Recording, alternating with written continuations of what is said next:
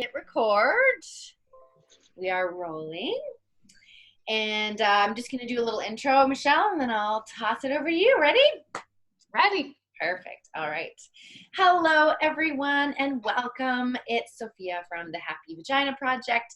Today, we are joined by Michelle Purta, a lovely, fantastic, super awesome marriage coach. I am very, very excited to chat with her. For those of you who are new to the Happy Vagina Project, we are all about supporting women, in particular mamas, to reconnect with and reclaim their sexuality post-kids.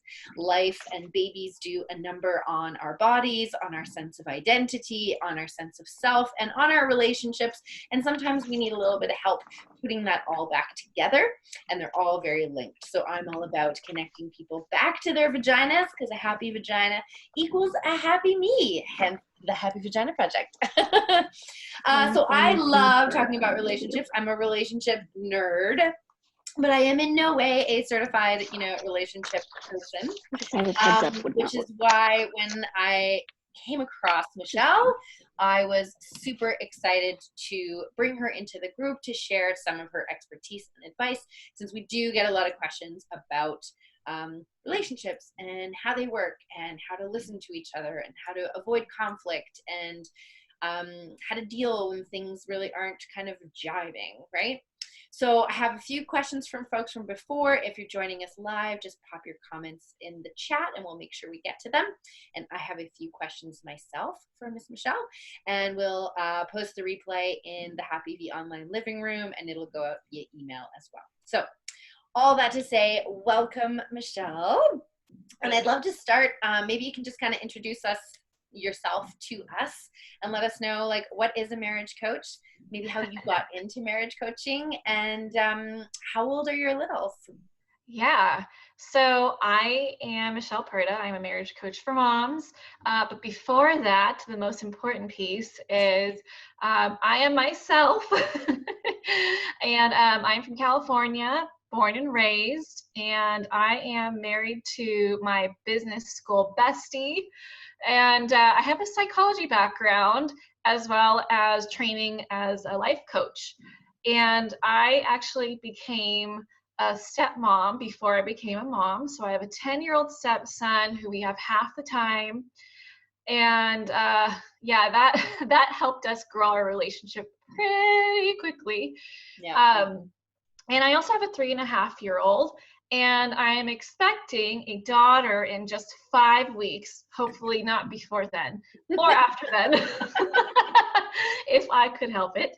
And basically what a marriage coach is a relationship coach. That's what I do, but I specialize in helping moms get back to being happy again in their marriage, because like you've shared, like your whole mission with the Happy Vagina Project is as soon as you have kids, things change. You change as a woman, your relationship changes because you start to make those subtle decisions that you're not even conscious of to deprioritize your marriage or relationship if you're in a committed relationship and not married.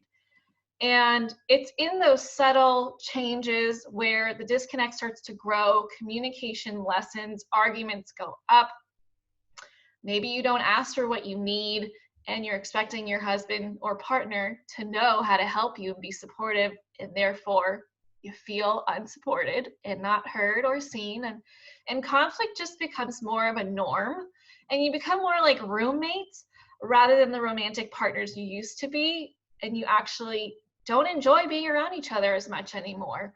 And so I help moms by working with them one-on-one, coaching them from a life coaching perspective on how to overcome that, how to get back to, or even better, a happy relationship so that you don't feel like you're just adding more to your plate as a mom, right? Like, we're going to overcome overwhelming feelings. We're going to get right with who you are and how you feel about yourself, knowing that you can fulfill yourself without having to expect that of your husband, and coming into the relationship as a whole person rather than incomplete and needing him, but rather wanting him, and working on communication tools so that you can tackle the hard things without feeling like it's just going to end up in a hot mess and nothing gets resolved, and it's just very repetitive. You have one fight, it doesn't get resolved, you sweep it under the rug, time passes, and then you have the same fight over and over and over again.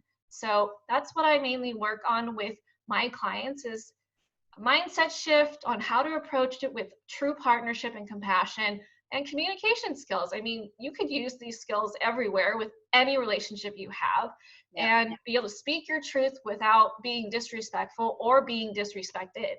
Yeah. So yeah, that's I what love it. Oh my gosh, there's so much I want to unpack in what I know, you it's a said. lot. It's so amazing. And when I think back to my crew, right, and my folks, I mean, the reason that this is such a pillar for me is, and kind of like you and what you're speaking to here, this is fundamentally and foundationally first about your relationship with yourself, right? Oh, yeah. It's really hard to show up fully in your relationship and show up for your partner if you're not showing up for yourself, if you're not clear on what you want, clear on what you need. And that applies sexually. I mean, I'm constantly telling people to know what they like in the bed, and what they need for pleasure and what they need for self-care and all of these things. But also, sex and relationships are relational. There are two people in them. Yeah. And so there's navigating this part about myself, and then there's navigating how these two things fit together. And you kind of need to work on both pieces, right? And with sexuality in particular, I always talk about how, there's our own stuff that can gunk up our orgasm and our sense of pleasure and our ability to relax and all that stuff. Just like there's our own stuff in relationships that gunk up our ability to trust and be truly vulnerable and all those things. But also then there's the relationship of how we're showing up together. And if my relationship isn't in general a safe place where I'm feeling heard, where I'm experiencing connection, where I can open up and be raw and be myself, it's pretty hard to go to the next level of like then doing that in an intimate space. And if there's really big cracks in our relationship, it will often show up in our intimacy as well, just because the two go so hand in hand, right? So that's why relationship stuff comes up so much in my groups. And there was something you had just mentioned there that I wanted to get back to. There was a couple things you said, and I'm like, oh, where do I want to start? I'd love to talk a little bit more about kind of that notion of expectation that you talked about at the end there. This expectation, silent or not, conscious or not, that my partner is going to fulfill all my needs and solve all my problems, make me whole, rather than being able to do that for myself. So I'd love to get your thoughts on kind of like where that comes from, and or why that's a problem, how that shows up, and what to do about it. Yeah. So where it comes from, Disney movies, not so much Oh, anymore. society. Society, fairy tale stories. Yeah, I mean, just like you said, society as a whole. And I think we're doing a great job starting to shift away from that, because as you're even noticing with Disney movies now, they're more about female empowerment and not needing to, wait for your Prince Charming to come save the day, but rather you are your own heroine and you have everything you need within you to be happy and fulfilled. You just have to recognize that power that you have to do that and have the courage to explore on your own, just like with your sexual health. Like, yeah, unless you know what you like, it's going to be a guessing game. He's basically going to be shooting in the dark. So I think that it's important, because if you put that pressure on someone else while they're trying to figure their own life out with their own baggage, it's just a lot. It's not sustainable, and you're left feeling very helpless and disempowered and like a victim, because you're just going to be putting the responsibility on someone else rather than owning that ability to be able to do that yourself. So I always make sure my clients have a self-care routine. And what I mean by that is, no, not those weekly massages or getting your nails done or even anything that has to be luxurious, but rather, what can you give to yourself on a daily basis, whether it's for 2 minutes, 5 minutes, an hour, 2 hours, whatever you have the ability to do, to come into yourself, to come back to who you are at your core, to be the best version of you so that you can be the best for everyone else. You cannot give from an empty cup, right? So I really love the visual of having a glass and having a pitcher of water, right? Instead of thinking, oh, what's in my cup? I'll just give everyone from that. Pour into yourself and let the overflow be what you give to other people, because you're full, you're now whole. You don't have to give from your reserves and then leave yourself with essentially nothing, depleted, exhaustion, broken, right? And so I preach about self-care so much. Like, I myself follow a daily self-care routine where I wake up before the kids wake up and I do what I need to do, whether it's journal, read, listen to a podcast, listen to music, make my breakfast, enjoy my caffeine while it's hot. Right? Well, and those are those small things, right? Yes, and I want to cut you off for a minute and just kind of say, like, I remember in the early days, right? So my daughter's almost 2 years old now. I know my partner would almost like offer me up that time and space, and I didn't know what to put in it because I wasn't taking the time to be like, hot coffee, right? It doesn't have to be huge. Hot coffee, a shower, having the ability to say, hey, babe, we've both come home from hectic days. I find there's this, and this kind of gets to the communication piece where you're like worried. He's already doing so much. I'm already doing so much. I know I need just a 20-minute reset right now, but I'm going to make the decision for him that he can't give that to me because I'm already decided that we're both super exhausted. And it's like, don't make that decision for him. If you know you need 20 minutes right now, he may not be able to say yes, right? He may be at a breaking point too, and that's okay. But don't make the decision for him. Say, yo, time out. I know we are both super crazy right now. Do you have it in me to give me 20 minutes and then I'll be back and ready to go? Yeah, exactly. And they might be like, no problem, no sweat. And you're like, oh, you could have given up what you needed without even asking. Because if you don't ask, the answer is always no. Right? So you don't know what they're capable of handling. And it could even be a trade-off. Like, he could be like, I literally can't. Okay, well, it sounds like you are further down than me. So why don't you take a second to collect yourself? What can you do like right now to help yourself? And then we'll trade places. You know, because at the end of the day, it does have to be something sustainable for the two of you. You can't just be taking, or you can't always be giving. It does have to be a partnership, and you have to honor each other and where you're at, because it does him no good for you to be on empty. He's gonna get a really, excuse my language, bitchy wife, cranky, right? And vice versa. If he doesn't get what he needs, then you're gonna get some, like, basically someone who's on the couch all the time, or just bitter and grumpy. Like, you know, you have to see each other for where you're each at any given moment. You can't just assume, like, oh, you had the same day just like yesterday, you must be fine.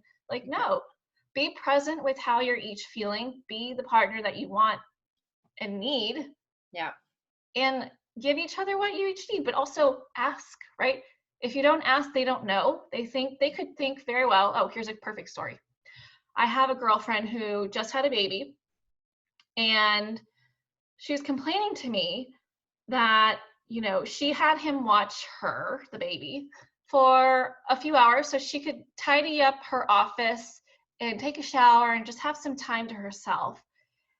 And she came up to remind him to feed her. And he's like on his phone and saying, wow, she's been sleeping the entire time. This is so easy. How about you go to work and I'll stay home with her? This is awesome.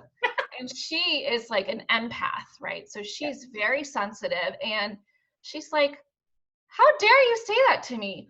It's so hard, because she, you know, the baby normally cries a lot, which babies do. And so when she called me, I was like, maybe he said that, and maybe he doesn't come up and help you when she's crying, when he's working downstairs and you're watching her, because he's confident that you can handle it and you would ask if you need the support. And that's actually what ended up happening when she went back to talk to him. Yeah. She goes, oh, he doesn't actually hear her crying. I'm like, yeah, men are like laser focused beings, whereas we're like all the things. We're very good at multitasking. And so it is really important to be transparent. It is really important to ask for what you need and not assume that they're mind readers. Well, I know I had an example of that came up, which it was really interesting. I was on family holiday, like this big family reunion. And what I noticed was people were super great at helping me with my daughter when I asked, hey, can you feed her? I need to go have a shower. Hey, can you do this? I need to go do this. And for some reason, I was almost resentful of that. Like I was resentful of the fact that I had to ask. And I was like resentful that people weren't offering and that they didn't know, or they didn't say, hey, you look like you need a shower, right? And some people might do that. And partially there were dynamics of like family members I'm not super familiar with. Many of them didn't know my daughter, so they might not feel comfortable offering that, or they might think that I would say no. So there's assumptions going on both sides there. And of course, when my stepmom and my sister came, they were very much like, I'm taking her, go shower, right?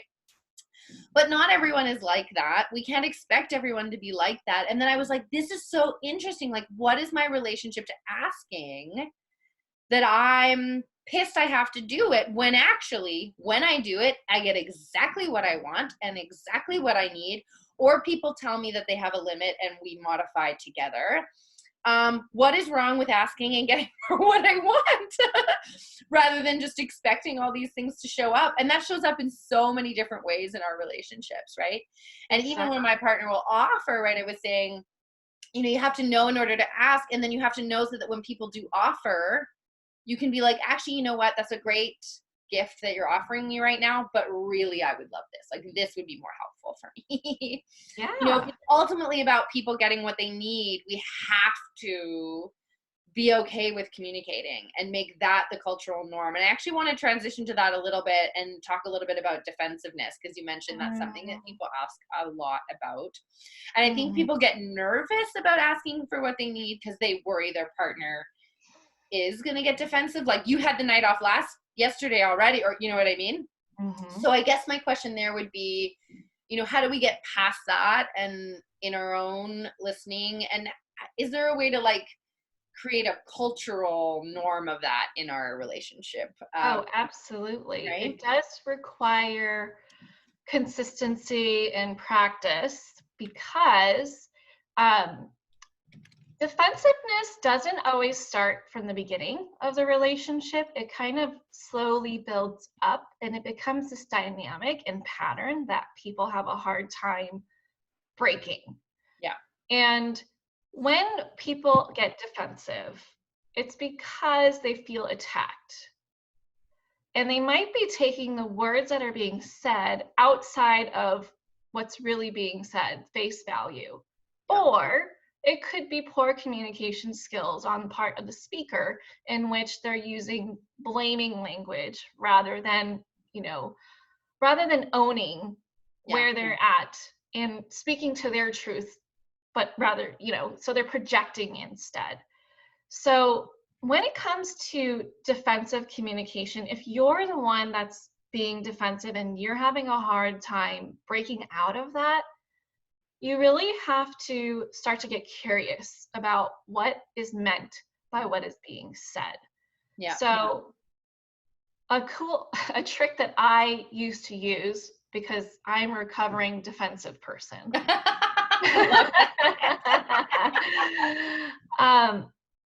is I would imagine I am there having a conversation not as his wife, or not as his partner, or not as whatever role you play in this relationship. And I would take what they said at face value. And if I feel triggered, then I own it. I admit that, okay, what you just said is actually making me feel really upset right now. This is how I interpreted what you said. Is that what you meant for me to receive?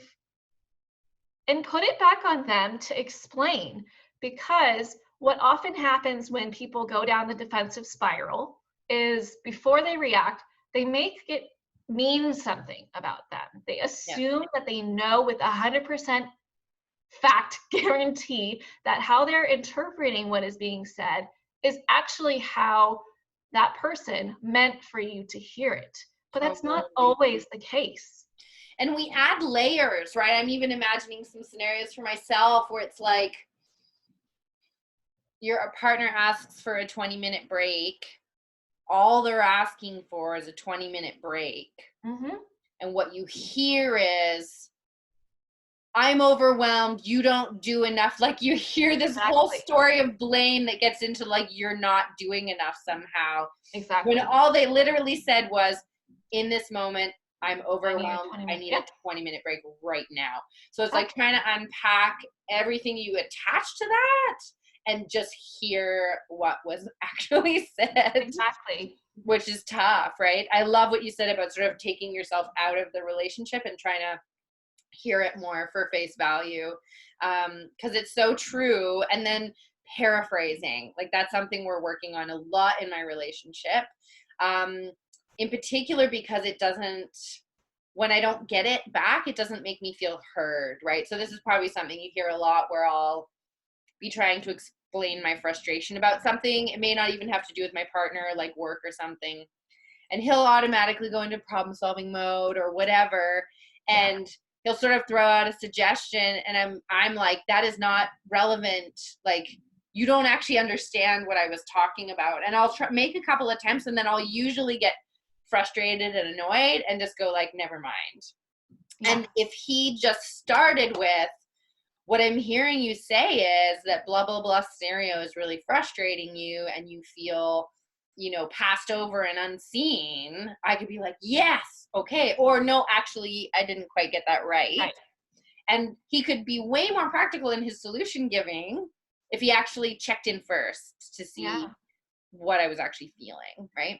Right. So your example just now is a perfect example, because without checking in, right? So not all men are great at validating, because it is in their nature to go into fix-it mode, right? Yeah. Whereas for women, I won't say all women, but in general, we understand that it's the experience that matters more than the solution. It's not that we're always looking for an answer, because we're resourceful too. We can figure out an answer, or if we want an answer, we will ask for it, right? Yeah. So us sharing doesn't always mean we need a solution presented at that point in time. And so when this happens and it's not clear to the partner what you're wanting out of it, here you see is he's reacting, you're reacting to him, and then now you're having a completely different conversation than what you started with, right? So that's what I love to help people notice and break out of. Yeah. So in this situation, it does require, I hate to say training, but it's a form of boundary, right? You have to say, okay, so I notice that he does this every time I present a challenge that I'm faced with. So this time I'm going to say, okay, I just want you to listen and hear what I'm feeling.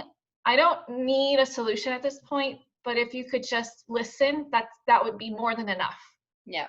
And it's totally another form of being clear, right? Like sometimes I do want that advice. Sometimes I do want a solution, and sometimes I need to just vent, right?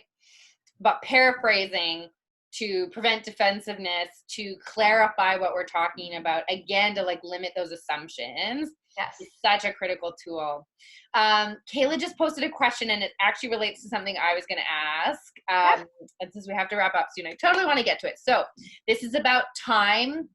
It's about chores and about gender balance. Essentially, I'm going to read it out so everyone can hear. So it says, I feel like my partner isn't fair with housework and taking care of the pets and the child. I'm getting a bunch of funk because the house is dirty. I'm in charge of getting the bills paid and taking care of our daughter and still working full time plus a side hustle. I need him to step up. We've talked about it before, but he still isn't helping the way I've asked him to. What do we do in this scenario? And, my lovely friend, I need you to know I started counseling for exactly this reason, because I know it's not actually about the chores. Like, it is about the chores, but it's not about the chores. It's about something much deeper than that. And yeah. It is. And I'm only laughing not because of how you feel. Yeah. But I'm laughing because I hear this a lot. Yeah. Like, more than you think. So there's a lot to unpack here. You said you feel like they're not being fair. And then you go into excusing why it's not fair. So you're getting defensive and you feel like things are off balance. He's not listening to you and you don't know where to go from here. And so there's a lot there. So when this happens, there are several reasons why, okay? It could mean you two haven't sat down to come up with what is acceptable as the condition of the house. Your version of clean may not be his version of clean. Yeah. For example, my mom's version of clean is looking like nobody lives there. Yep. My version of clean is everything has a place, and here and there, if toys are out and it's been a long day, I'm okay waiting the next day because I value my sanity. Yeah. Right? While others are like, well, it makes me insane if I see a mess. And so I think it's important for you to get on to some kind of compromise with what's acceptable. Maybe you're not like really happy about it, but what can you both tolerate? What is your bare minimum, and where do you need to meet each other with this responsibility? Secondly, you've asked him to do things and to step it up. I'd be really careful with how you phrase that, because that's already insinuating he's not doing enough, rather than focusing on what you want, which is support, right? You feel burnt out. How you're doing things is not sustainable for you, and you want to show up as the best version of you for the family. And receiving support by doing these things, what's going on? Oh, it's all good. We've got a little time limit for till 2:15, but it says we're all good. Got it. So what was I saying? He around the defensiveness, presenting it as a way that you need support. This is the current manner in which you guys are doing things is not sustainable. So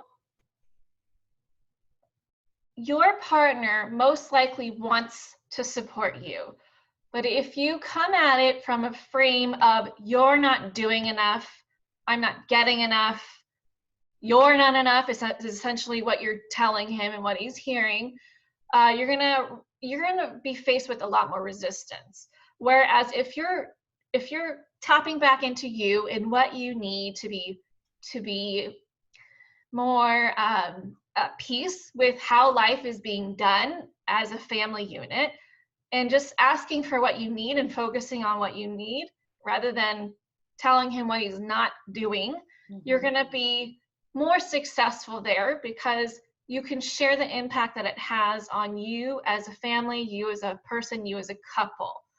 And consistency is one that I don't see very often as well with people who face this issue. You ask them once, they don't do it, and then you're like, fine, I'll just do it myself. You cave, right? Yeah.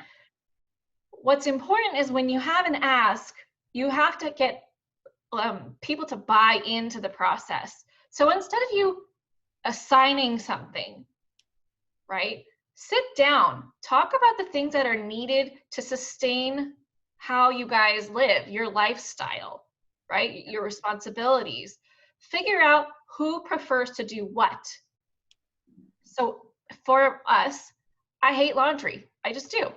So if you ask me or tell me to do laundry, I'm probably going to put it off and procrastinate. Not because I don't want to help you, but because I genuinely dislike it, right? But cooking, cleaning the kitchen, doing other things like taking care of the kids, that is my preference. Yeah. So having that buy-in from both parties and just kind of picking away at what's needed to be done on a weekly basis, daily basis, whatever it is, you're going to have more success going that route.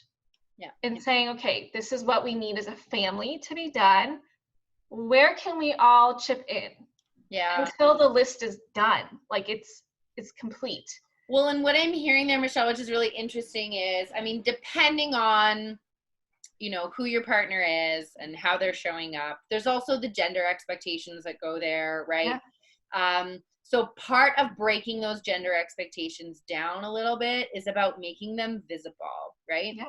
And so what I'm hearing is to start the conversation not from, you suck, you're not doing enough, I'm doing everything, right. Which literally just puts them into a shame spiral, and all they want to do is shut down and go, la, la, la. You're just telling me I'm a piece of shit. Like, why would I even listen? Why am I here? Yeah. And we're stuck in, I feel alone. I don't have a teammate. I'm doing this all by myself, right? So instead of framing it that way, start with, hey, yo, like, I love you and I love our kid and I love our life and I am drowning here. Yes. Yes. There is a lot that needs to be done and you're doing a lot. You're going to work. You're making lots of money, you know, like you're doing a ton. I'm doing a ton. Can we together look at, there's working hours and money that needs to be made. There's childcare and playtime, and there are a whole series of household chores that need to get done. And I don't really care how it gets distributed, but can we actually consciously and with intention think about how this gets done rather than just, again, assuming you do this and you do that. Are you assuming you're supposed to do all the child work? Is he assuming you're supposed to do all the child work? Or have you actually had an overt conversation? And I actually heard of a study recently that said like more conservative, traditional, blue job, pink job families tend to be happier because they have almost overtly said, you're doing these jobs and I'm doing these jobs and I'm okay with the jobs I'm doing and you're okay, so we're all right. But when people don't communicate those things, everyone feels like they're doing more. Everyone feels like there's an imbalance, but we haven't actually sat down and mapped it out and gone, oh my God, you are actually doing way more. I had no idea. But when you put it in these terms, okay, like let's split this up differently, right? Yeah. But also, it depends on how your partner grew up too. What did he see his mom and dad doing? Yeah. And then unpacking that if you want to start a new kind of culture. So then you have to say, okay, well, what do we want to teach our kids? Yeah. Because this is where I'm coming from. This is where you're coming from. I would like to find a happy medium so that I can feel like I am supported. You know, like I don't want to feel like at the end of the day, I'm too tapped out to hang out with you. Yeah. I want to have fun. I want to enjoy you. My husband. Yeah. I'm being resentful. I don't want to. I know that's right. The four horsemen. Exactly. And I know it's more about me. And my pattern I noticed is the more stressed out I am, the less I'm filling my bucket, the less I'm being careful about my boundaries, the more the blame game comes. And the more I get bitchy about everything. Exactly. And he doesn't want that. Myself first. It's way better. So that's not fair on my partner to get shat on when I'm busy. Like, where's the fairness in that? Exactly. Yeah. If you could just say, hey, I know I'm not showing up right now as the wife that you want, and I'm not showing up as the woman I want to be. And this is what's causing it. I need help. I don't want to be nagging at you, bitching and moaning all the time, but I feel like that's the only way I get heard. How can we change this? Yeah. I want off the roller coaster. Yes. All right. One last question I want to ask, because you actually had put it in your bio and I thought it was awesome. I get a lot of women who reach out to me who tell me they've asked their partner to go to counseling together. They've received a flat out no. And they don't know what to do about that. What should they do about that? Call me. So why how does it create change if I decide to go to counseling on my own, even if my partner won't come with me? So counseling is very different than what I do. Yeah. Or Okay. marriage coaching, I guess, either way. So while it does take two people to make sustainable change in a marriage, it only takes one person to initiate change. And usually that person is the woman, okay? Because a lot of times men are just like, well, this is just how it is, and they become complacent and day in, day out, whatever. Women are naturally more drawn to personal development and improvement and fulfillment and all the positive things that I love to help people with. And so if you're in that position, which oftentimes a lot of my clients are, it doesn't mean that you can't do anything. It doesn't mean that you have to settle or it's time to initiate, the D word, divorce. Yeah. You can still do something. And why I believe this is because right now you guys are in a pattern. And if nothing changes, nothing changes. Like literally things can only get worse. Yeah. And so by focusing on you, your mindset, your approach, your commitment, your partnership, your communication style, he is going to notice you're showing up differently. Yeah. And from that, he will start to react differently. He's going to be a little skeptical at first and not trust it because it's like, what's going on here? You're not being who you normally are. Let me test it. Let me see if I can trust this new version of you. Yeah. And then slowly he'll be like, oh, I don't have to have this big wallop anymore. I can be vulnerable too. Maybe I should open up and test the waters. Yeah. And gradually, you two can start to have that connection again because you're now the person that you need to be to have a happy relationship, right? It's about being the person you need to be. It's not about, well, maybe if he changes, then I can be happy. No. So this is No, saying it's the other way around. Yeah. It's the other way around, right? So that's why I like to tell women, you can be that influence, the catalyst to make your marriage change for the better. Because if you were happy before, you can be happy again. Yeah. And you can't control your partner. You can only control you. Only you. In the merry-go-round, you can step off of it and you don't have to get divorced. Oh my gosh, yes. Step off of it. And if you change your way of interacting, your way of questioning, your way of nagging, your partner can't help but react in a different way. It may not be the way you want, but they can't help but react differently. And then it shifts the whole dynamic, right? Yes. So I really love that. And I think it's super important to speak to because people feel so helpless and stuck that it's all their partner's fault. Their partner's not changing things. They can't do anything about it. And I think a lot of people needlessly go the divorce path. Oh, yeah. Because of that, and some divorces are absolutely necessary. Totally. Don't get me wrong on that. Oh, yeah. There's more we could do. We just don't, we don't learn relationship skills anywhere. And no, nowhere. It takes skills to have a relationship. Really, we don't learn it in school. And unless your parents had a really strong relationship, you're kind of out of luck here. You're in trial and error and hope that you can get it together and find have the stars align and whatever. But even then, even a happy couple has their hiccups, right? They still need to practice those moments of being intentional and choosing to stay committed to the partnership instead of choosing their own pride. Yeah, for sure. Well, and yeah, the best couples are the couples that practice those skills. Just like people who have the best sex lives are people who communicate a lot and check in with their own needs. They're not magical born unicorn sex gods. That's not how that works. Yeah. All right. So before we go, I want to hear your top 2 tips for what people can sort of focus on or implement to kind of create a shift in their relationship. And then I'd love to hear where people can find you and learn more about you. Okay, so top 2 tips. Take care of yourself. It's not selfish. It's actually selfless. And number 2 is take responsibility. Take more responsibility. Yeah. Because blaming other people or looking outside of yourself is only going to lead you to feel more upset, frustrated, overwhelmed, et cetera, et cetera. Give that power back to yourself, because as soon as you take responsibility, you get to turn that into action, and then you get to turn that into change. So that would be my 2 tips. Awesome. Thank you. In terms of where to find me, I have my own community on Facebook. It's called Marriage and Motherhood. Or you could visit my website, michellepurta.com. If this conversation is like so resonating with you and you are ready to take responsibility for your part in where your relationship is today, I would love to hop on a call with you to talk about how to, work through the obstacles that you're going through right now, talk about potential solutions, and see if working together is exactly what your relationship needs. Awesome.